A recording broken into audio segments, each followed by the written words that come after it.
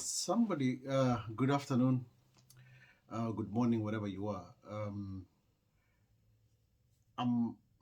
Somebody called me, or rather contacted me this morning to ask me that something I've not been asked for a very, very long time. All these crises I've gone through, the depression, the difficulties that the difficulties is just so much that I've gone through for the last almost 3 years now. A question that I always wanted somebody to ask me, and nobody ever asked me until a stranger on social media today inboxed me to ask me this question. And the question goes like this: How do I manage to laugh and even record, talk about societies in Marsabit or Kenya, and I look fine? When how do I sleep, and how do I manage this? So I decided, I promised him I will not answer him individually, rather, because it's a question that I've been waiting for people to ask. Um, it feels good when somebody asks this kind of questions because you are deep down, you struggle. What you see here, I'm hiding my bitterness uh, behind the veil of happiness. Let me call it that way. But I'm hurt. I'm bitter. I'm struggling. I've got an emotional war every single day fighting internally with itself. Normal me, who I am, that the way God created me, and what I've been made to be today by human being. So there's a internal conflict between my own emotions and everything else. And some days are really difficult, and some days are better than others. And I came to a conclusion that really nobody cares about me, and nobody cares about all this is a hypocrisy. What's going on when you are shining out there and you are in big political office or big government office or big corporate office. People tend, no matter what you do, they tend to be with you, not because they are with you because they want something from you, because something you can offer. So I've really at some point I've lost hope in humanity. I really, really did.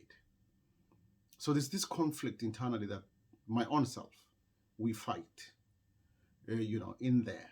And those, my original me, as I said earlier on, and those foreign object that's put in me. And sometimes I become so bitter that I want to hate people, I hate humanity. And the other one saying, no, don't be like that. So first and foremost, it's not easy to be in my position today. I don't know what happens to me tomorrow. But I decided to laugh it off because I've really cried. I've tried to talk to very many people. I've written office to many, many offices. I'm not getting any help from anybody. And I think the best thing is when you are coming to an end, it's better make your end better. People remember your face glowing, although it's really inside is a war. Um, I don't know what will, as I said, I fear going to the airport or near airport. I fear talking to people in power because my confidence has been crushed.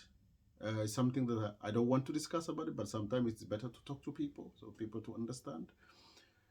Internally, sometimes part of my internal feelings tells me you will overcome this, and sometimes the internal feelings know you've been defeated. So there's this war in between, in there by itself. Um, I'm a student. Um,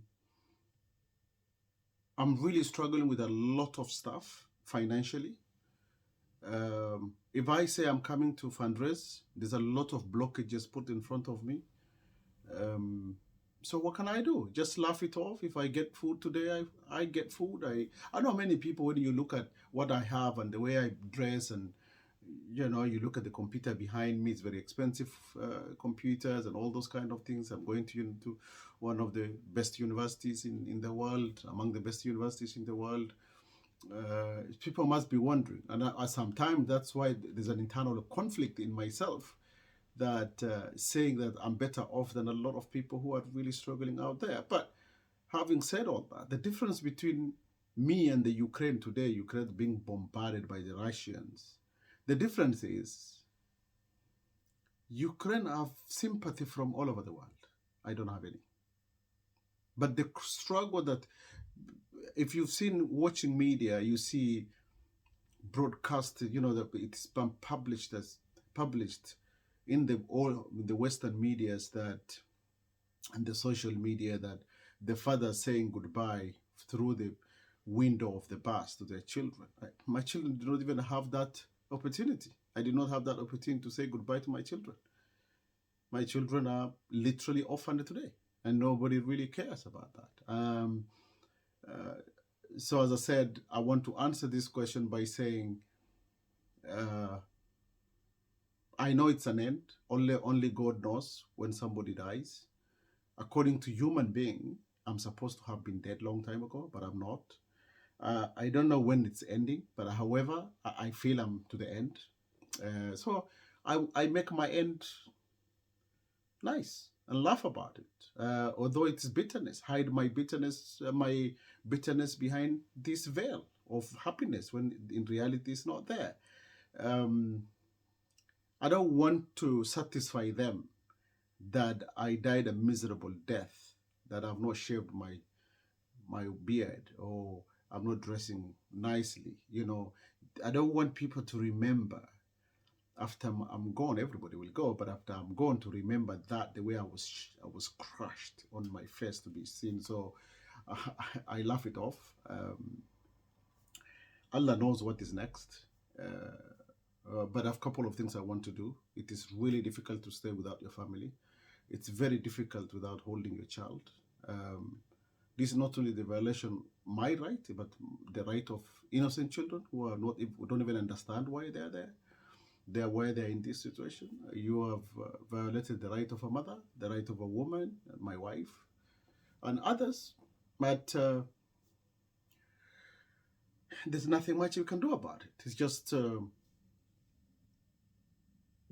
take it as it is, as it comes. So, as again, the last question, he says, what is next for you? He said, you will never come back to Kenya. You will never be free. Are you staying there for good in Europe and forget about Africa? Because if you come to Kenya, you will die, or something will happen to you. I've not made that decision. But living like the way I live is very, very difficult. Very, very difficult. But I've not made that decision. What I'm waiting for is a couple of things. The decision will come when I will decide what to do next, and where to go next. But it's not at their terms. Even my end of my life is not at their terms. It will be in my terms. And I will make it as lively as possible. And move on and try my best level to keep talking as much as I can. The late Rwandan police officer said, if I talk, I will die. If I don't talk, I will die. Either way, he will die. So it's better talking, and then you die while talking. So me, I'm in the same position. If I keep quiet, I will die anyway. He will die either by depression, or I go to Kenya, they will kill me. Or I just talk, and then I talk. While you remember Saddam Hussein was talking the last time they are taking his life? It's better to talk all the time. So that's what it is. Wait for this space. I will make my decision. Of course, I can, as I said, I'll repeat again, I cannot live the way I live. Everything has been ripped out of my soul.